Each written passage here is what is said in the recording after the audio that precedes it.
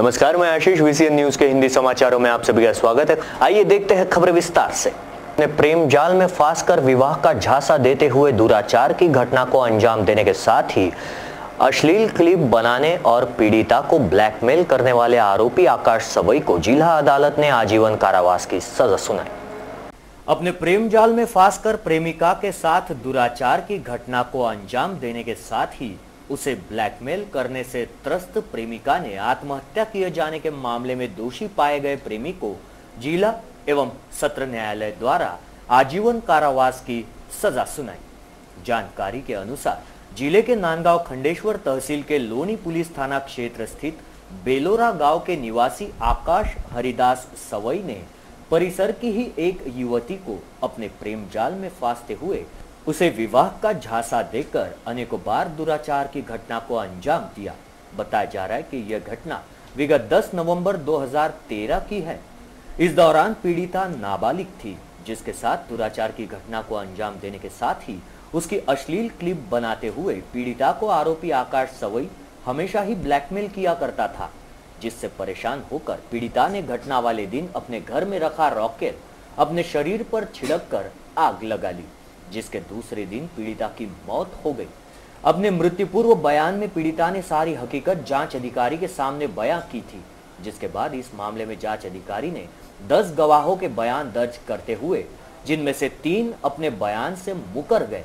इस मामले में जांच अधिकारी ने आरोपी आकाश के खिलाफ दफा 306, 376 के साथ ही आईटी एक्ट के साथ पोक्सो की धारा 6 एवं 12 दर्ज कराई गई।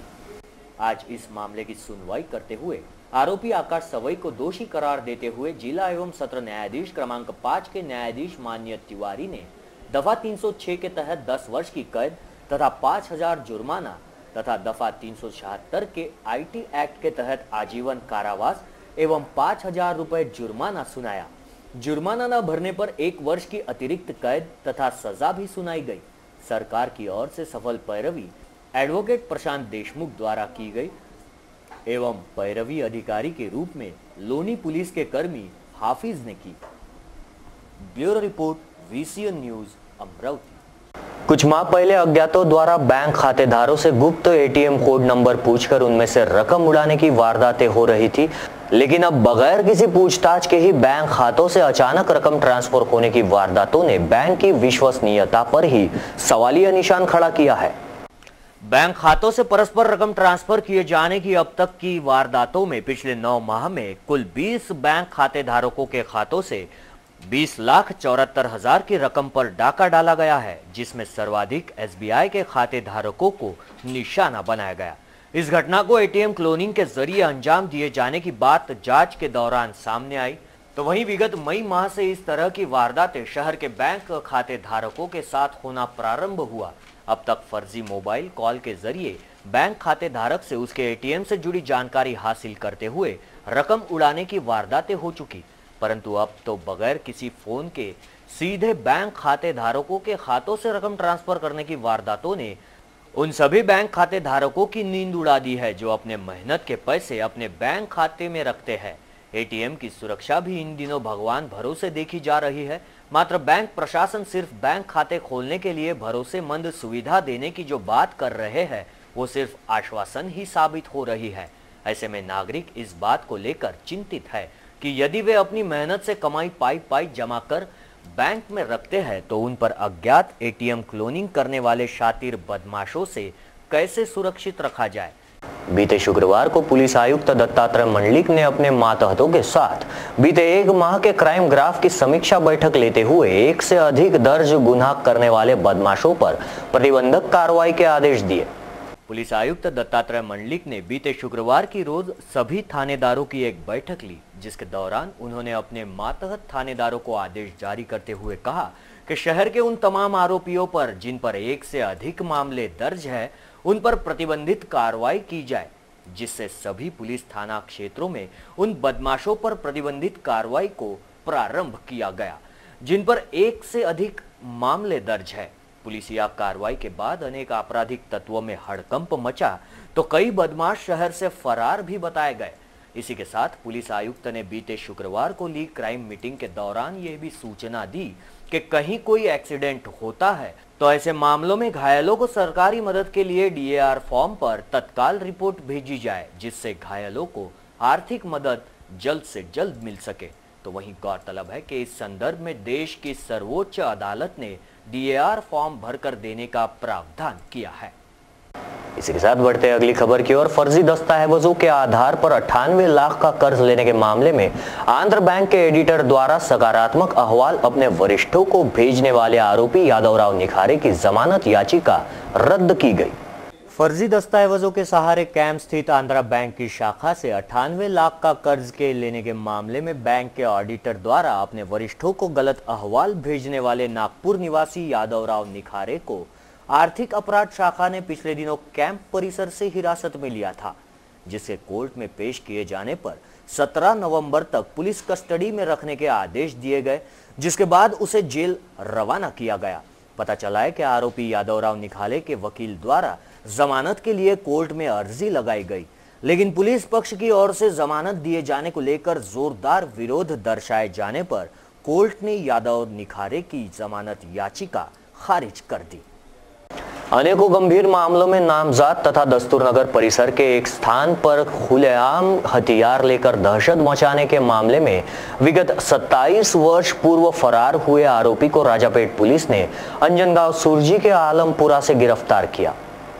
बीते 27 वर्षों से पुलिस की आंखों में धूल झोंकते हुए अंजनगांव सुरजी के आलमपुरा से हिरासत में लिए गए आरोपी भानुदास रामदास उर्फ रामजी उइके को 27 वर्षों बाद हिरासत में लिया गया। जानकारी के अनुसार गिरफ्तार किए गए आरोपी ने 27 वर्ष पूर्व दस्तूरनगर इलाके से घातक शस्त्रों के साथ दहशत फैलाई थी।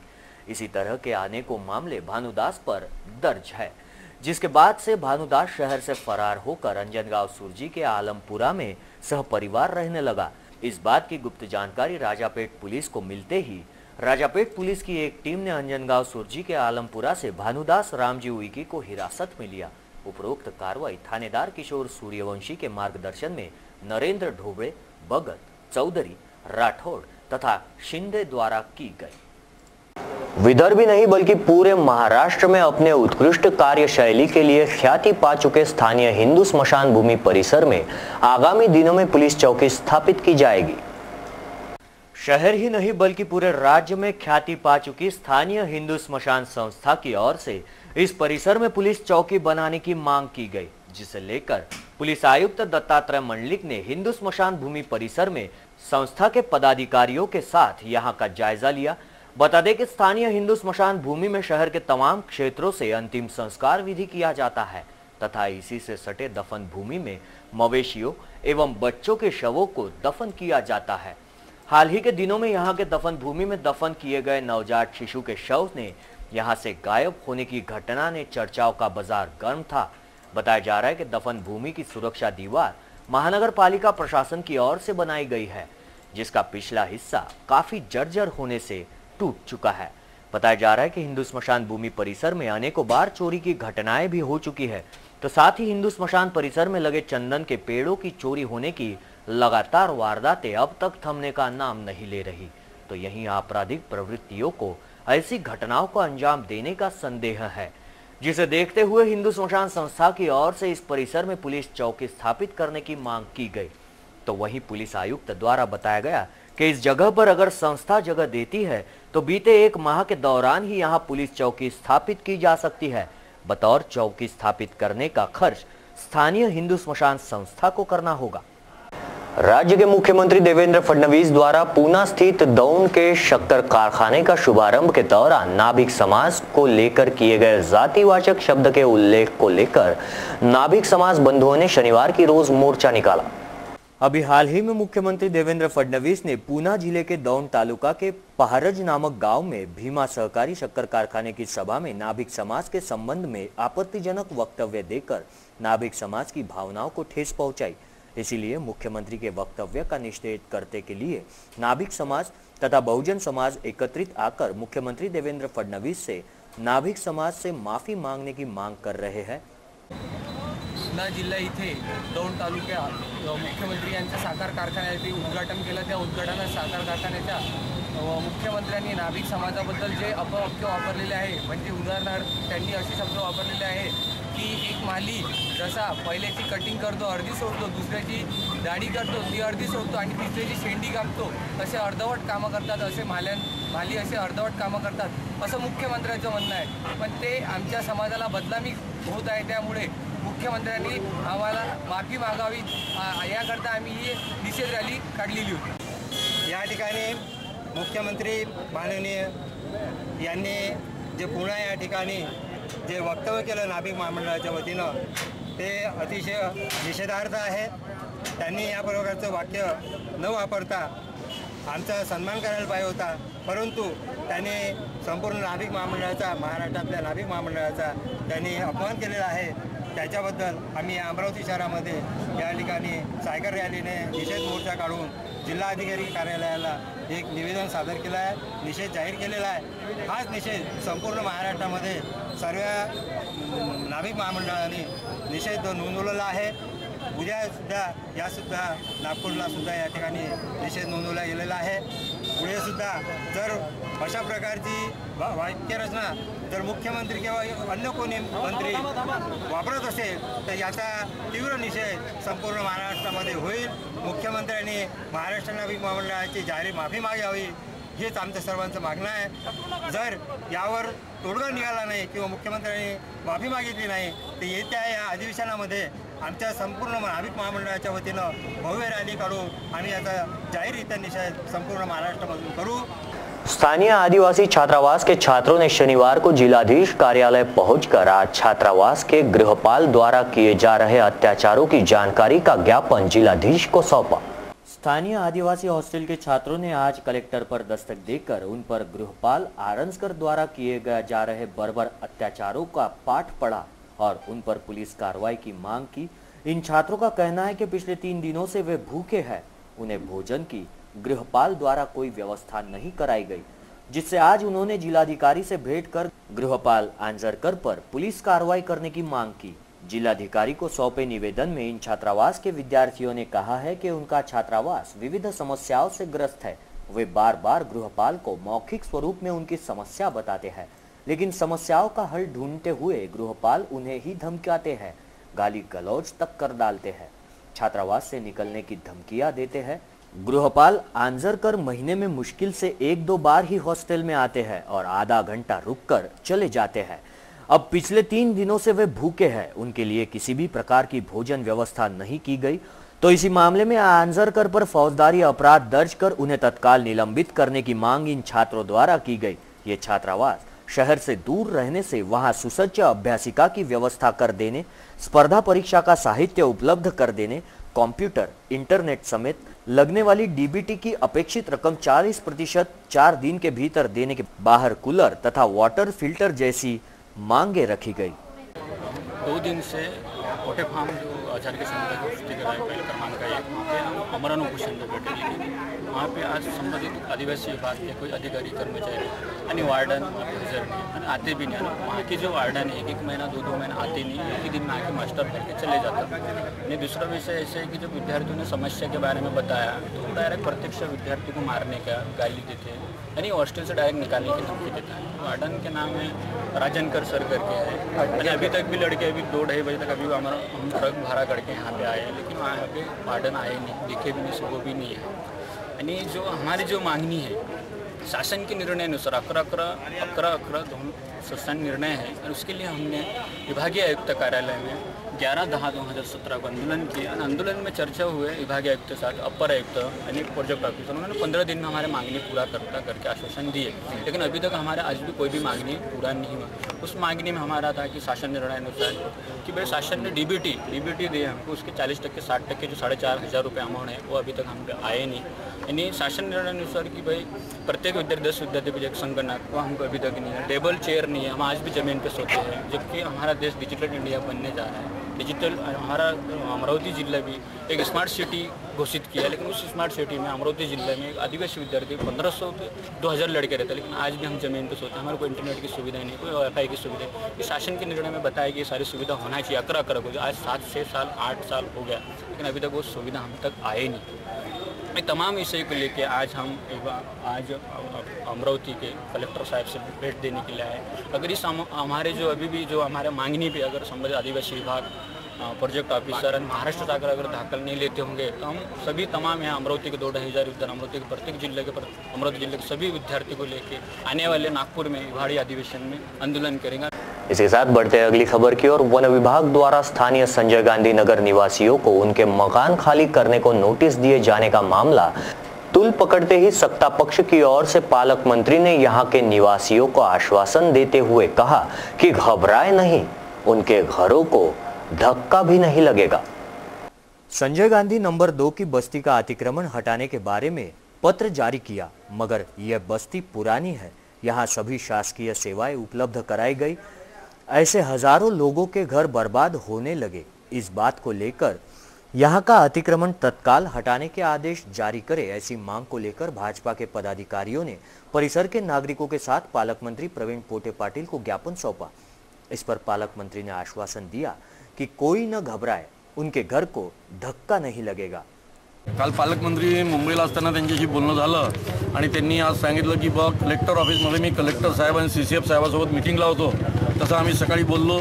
आज आमचे तिथले जे नगरसेवक आहेत अजय गोंडाने, ते त्या सगळ्या तिथली जी वस्ती आहे त्याला रिप्रेझेंट करतात, तर त्यांच्या नेतृत्वामध्ये मोठ्या प्रमाणात तिथून लोक आले होते। आमच्या उपमहापौर ज्या संध्याताई टिकले आहेत त्यासुद्धा त्याच प्रभागातल्या आहेत, तर त्यानंतर आमचे तिथे जो शिल्पाताई पाचगरे आणि छोटू पाटील तसेच विवेक चुटके या सर्वांच्या एकत्र प्रयत्नातून आम्ही सगळे लोक आज इथे आले आणि पालकमंत्र्यांसोबत मीटिंग झाली। कलेक्टर ऑफिसमध्ये कलेक्टर साहेब होते, CCF साहेब होते आणि त्यांच्यासमोर पालकमंत्र्यांनी सांगितलं की नियमानुसार मी वस्ती आता उठू देणार नाही आणि परमनंट याच्यावर सोल्युशन काढेल, तुम्ही काही चिंता करू नका। आणि सर्वांचं मत पडलं की संजय गांधी नगर नंबर 2 वासियांच्या त्या नागरिकांच्या पाठीशी संपूर्ण सभागृह आहे, कारण की हा विषय एका परिसराचा नसून एका प्रभागाचा नसून हा अमरावतीचा विषय आहे, अमरावती शहराचा विषय आहे। संजय गांधी नगर हे अमरावती शहरामध्ये आहे, ते कदाचित बाहेर असतं तर आम्ही त्याच्यामध्ये भाग घेतला नसता, परंतु अमरावती शहरातलं ते एक अनेक वर्षापासूनचं 1978-77 पासूनचं ते संजय गांधी नगर आहे। आणि ज्या संजय गांधी नगरमध्ये आम्ही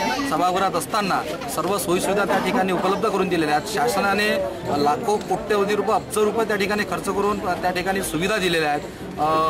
मोठ्या प्रमाणात त्या ठिकाणी विकास त्या संजय गांधी नगर नंबर 2चा झालेला आहे। आणि अशा परिस्थितीमध्ये माननीय जिल्हाधिकारी, माननीय पालकमंत्री, माननीय आमदार डॉक्टर सुनील देशमुख, किरणभाऊ पातुरकर आणि CCF, तर या सर्वांच्या सोबत मीटिंग लावून त्या ठिकाणी सर्वांनी एकमताने त्या ठिकाणी मंजूर केला आहे। आणि पालकमंत्री महोदयांनी सांगितलं आहे की काही झालं तर वस्ती उठू देणार नाही, त्यांना म्हणजे वन विभागांना जे आवश्यक आहे त्याचा पाठपुरावा आणि ते आम्ही उपलब्ध करून देऊ, तरी पण वस्ती आम्ही उठू देणार नाही।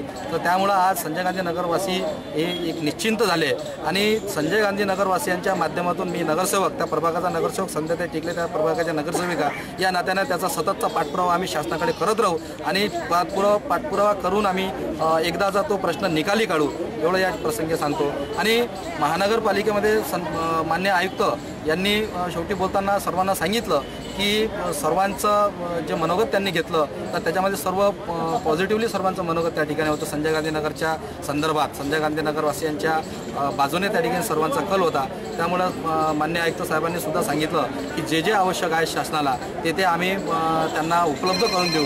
मान्य कलेक्टर साहेब यांच्याकडे जी लँड बँक असते त्याचे ते अध्यक्ष आहे, तर त्यांच्या माध्यमातून जमीन आम्ही उपलब्ध करू आणि ते तसा एक ठराव करून आम्ही शासनाला पाठवू। त्या माध्यमातून तो महाराष्ट्र शासनाच्या माध्यमातून केंद्र शासनाला जाईल आणि आम्ही सर्व त्याचा पाठपुरावा करून हा प्रश्न एकदाचा निकालीच लावू। इसी के साथ हिंदी समाचारों में वक्त हो चला है एक छोटे से ब्रेक का। कहीं मत जाइए, देखते रहिए VCN न्यूज।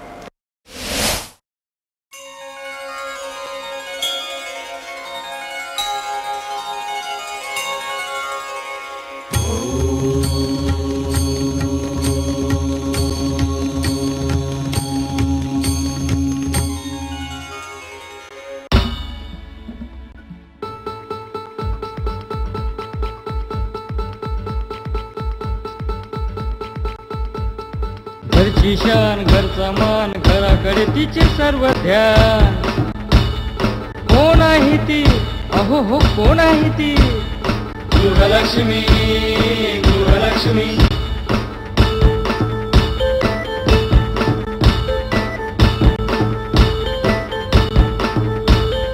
ममते पोटी प्रेमासाठी झटते नेहमी घरच्यासाठी. अहो पण काय केलं तिच्यासाठी. म्हणूनच तर घेऊन आलोय गृहलक्ष्मी. आनंद एका स्त्रीचा. अगं बाई. ब्रेक के बाद मैं आशीष फिर एक बार आप सभी का स्वागत करता हूं। बढ़ते हैं अगली खबर की ओर। इसी के साथ नजर डालेंगे कुछ महत्वपूर्ण घटनाओं की ओर। कारंजा तालुका के कामरगांव में 14 नवंबर 2017 के दिन कावरे परिवार के तन्मय कावरे का करंट लगने से दुखद मृत्यु हो गया। इस घटना से कावरे परिवार पर दुख का पहाड़ टूट पड़ा था। 14 वर्षीय तन्मय परिवार में एक लौता ही पुत्र था। इस समय कारंजा मनोरा मतदार संघ के आमदार राजेंद्र पाटनी ने कावरे परिवार के घर जाकर उन्हें सांत्वना भेंट दी। इस भेंट के समय कारंजा के भाजपा तालुका अध्यक्ष डॉक्टर राजीव काड़े, माजी सरपंच साहेबराव तुमसे, पत्रकार विनोद भदाड़े, सुभाष व्यवहारे आदि कार्यकर्ता उपस्थित थे। विदर्भ ब्राह्मण संघ की ओर से दशक्रिया फिल्म के विरोध को लेकर जिलाधिकारी को निवेदन सौंपा गया। इस ज्ञापन में कहा गया है कि दशक्रिया यह सिर्फ ब्राह्मण समाज की विधि न होकर हिंदू संस्कृति की पुरातन काल की प्रथा है, इसलिए इस फिल्म में किसी एक समाज को टारगेट न किया जाए।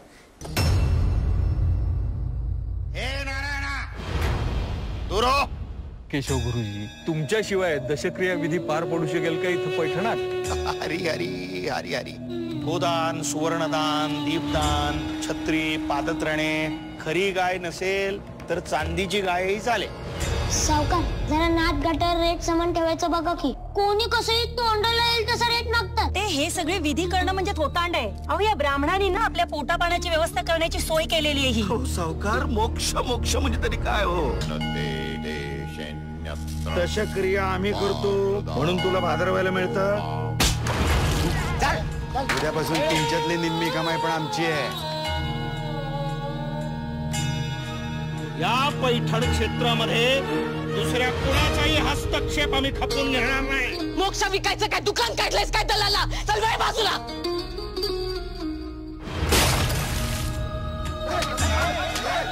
पैठणची अबुराशी भर रस्त्यावर मांडू नका. काय करणार तुम्ही? काय करणार?